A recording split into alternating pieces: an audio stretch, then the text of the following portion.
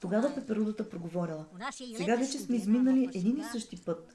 Аз познах пътищата на хората като тебе и ти вече можеш да се скриеш под ръкава на дрехата като мене. И китаецът разбрал каква била паяжината над главата му. И още: никога не вземай решение преди да си изминал пътя. Старият китаец притворил очи и се замислил. Значи не е трябвало да избирам между дрехата и пеперудата и човекът не трябва да се отказва от чудесата си. Сигурно моята стара приятелка ми е пратила пеперудата в мига, в който е почувствала наближаването на смъртта.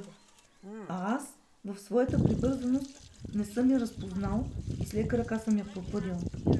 И той заспал под коприната на собствения си ръка, знаейки, че онази част от него, която му пречила да проумява нещата, безвъзвратно е изчезнала.